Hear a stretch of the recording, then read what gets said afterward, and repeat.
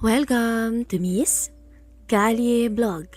Samahan niyo po akong pakinggan ang istoryang ibabahagi ko sa inyo.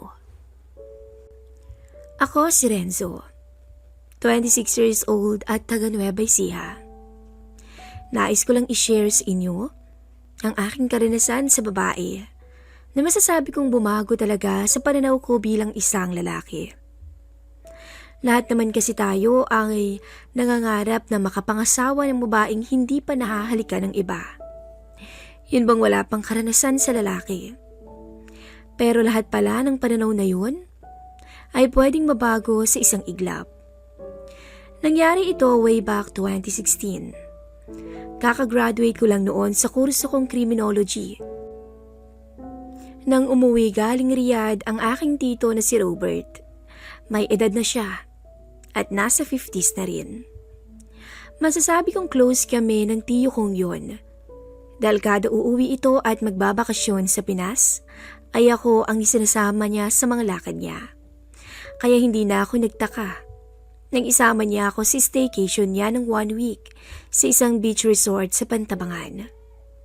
Sa kanyang old model na Fortuner, ay binaybay naming dalawa ang lugar. Salitan kaming nag-drive.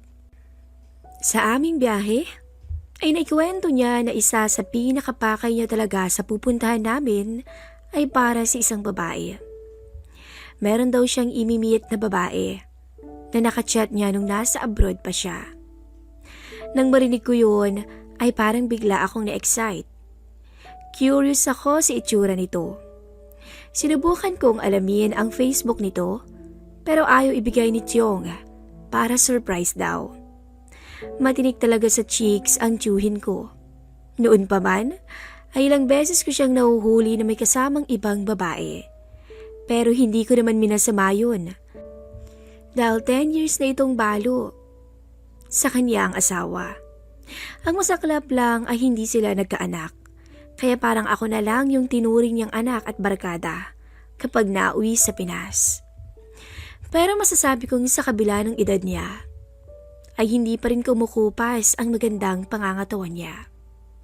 Batak pa rin tong tignan, kaya siguro madali pa rin siyang nakakabingwit ng mga babae kapag umuwi ito sa Pinas. Mag-aalas 5 na ng hapon nang makarating kami sa resort. Kahit pagod ay tila napawi agad to nang makita ko ang magandang tanawin at nakaka-relax na simoy ng dagat. Kaunti lang ang tao ng time na yun.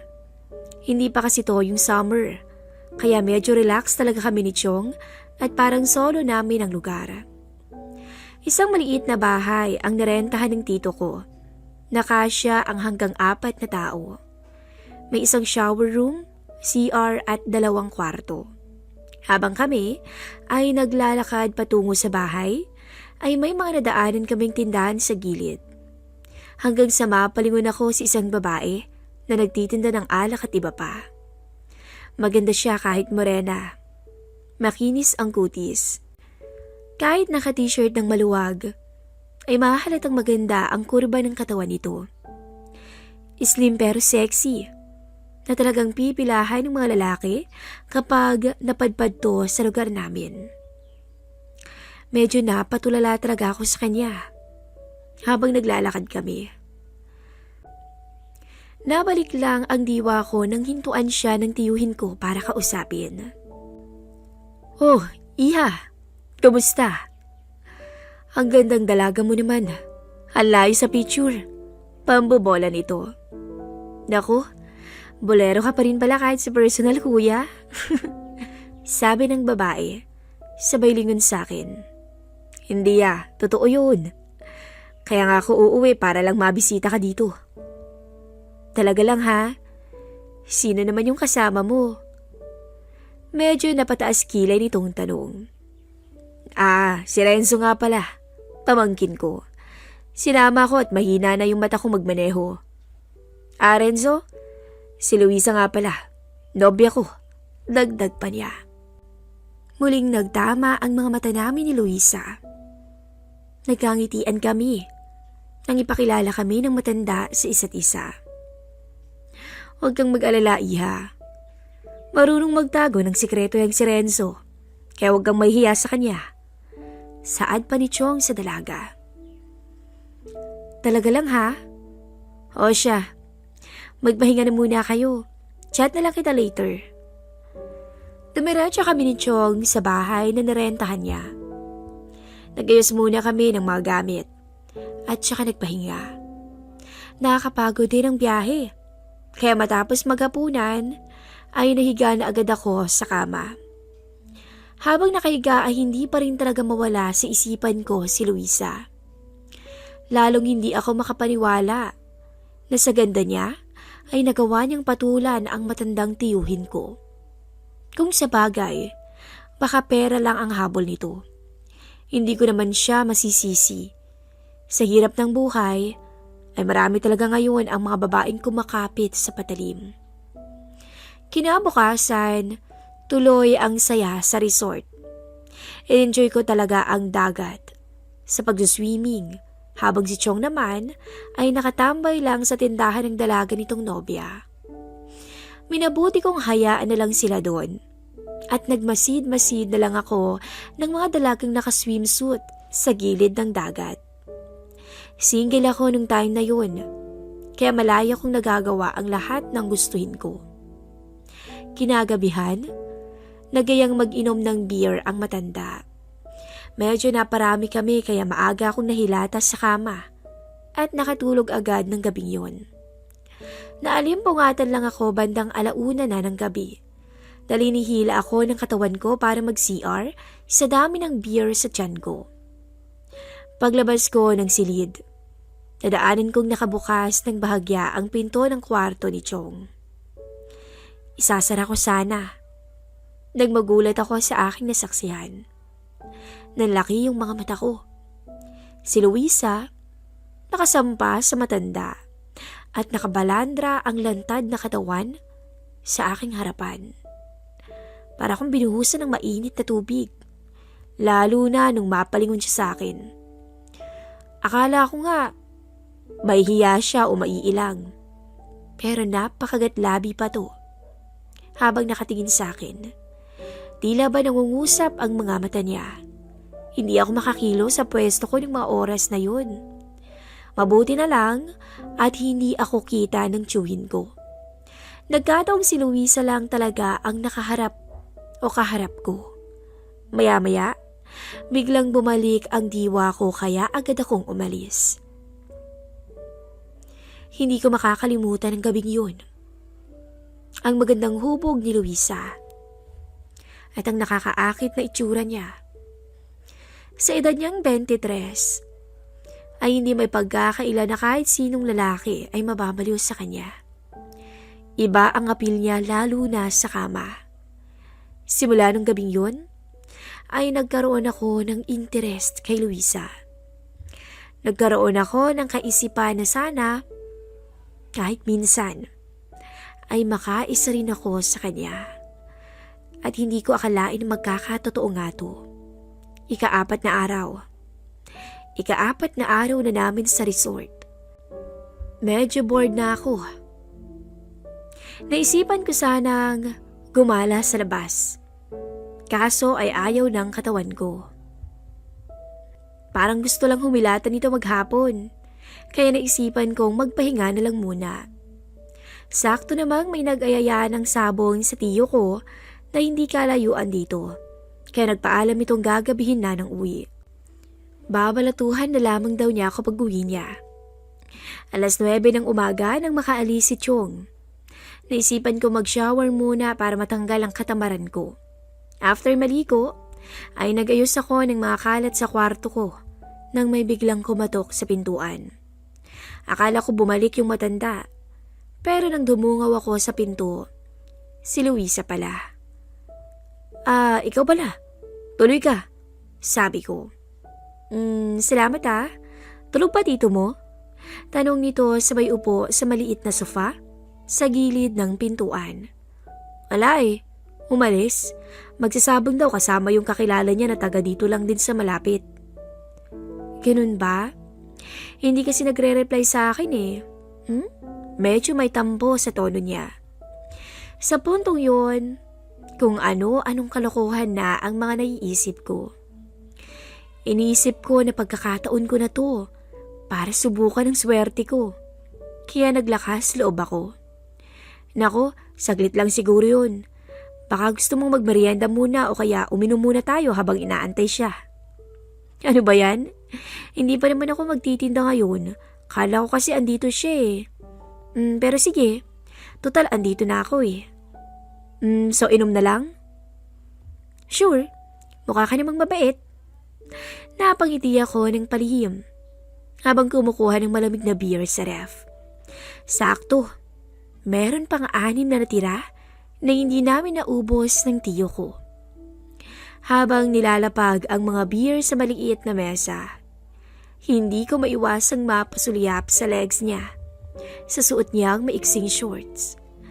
Nagsimula kaming mag-inom ni Luisa nang mapansin kong parang hindi naman siya sanay uminom. Nakaisang bote pa lang siya pero halata na sa mga mata niya na lasing na to. Hindi ka pala sanay uminom, no? Medyo. Minsan lang ako uminom. Lalo pag bored at may sobrang pera. Sabay ngiti nito. Ganun ba? Swerte naman ni Chong Robert sa'yo. Biro ko. Bakit naman? Dahil maganda ka. Sexy at bata pa. Naku, bolero din. Sagot niya at sabay kaming nagtawanan. Nagpatuloy ang kwentuhan namin ni Luisa. Hanggang sa maikwento niya rin ang ilan tungkol sa buhay niya. Medyo naaawa na lamang ako sa kanya. Nang malamang siya na lang ang tumataguyod sa buhay niya nang mag-isa. Dahil matagal na raw tong ulila sa magulang simula pagkabata pa. Medyo naging close kami. Nawala ang ilangan. Palagi ko siyang binibiro at kada ngiti niya ay lalo akong nanggigigil sa kanya. Hanggang sa tuluyan na nga naming maubos ang iniinom na beer. Nagpaalam sa akin si Luisa na mamayang gabi na lamang daw ulit dahil medyo nahihilo na daw siya at mukhang matagal pa raw ang tiyo ko. Nang tumayo ito para buksan ang pinto, ay hindi na ako nagdalawang isip pa na yakapin siya mula sa likuran. Ang bango mo naman, sabi ko. Ikaw ha? Paano kung isumbong kita sa tiyo mo? Wika niya sa malambing na tono. Ikaw bahala. Matipid na sagot ko.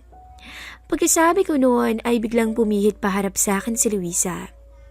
Nakangiti ito habang unti-unting inilapit ang mukha niya sa akin. Hanggang sa namalayan ko na lang ang isang matamis at mapangahas na halik mula sa kanya. Sa puntong yon, hindi na talaga ako nakapagpigil pa. Isinandal ko siya agad sa pader. Unti-unting tumilapon sa sahig ang aming mga suot at para akong lalagnatin nang masilayan ko ang lahat sa kanya. Dali-dali kong nilak ang pinto at inila siya patungo sa kwarto ko. Muli kaming nagyakapan at gumulong sa kama.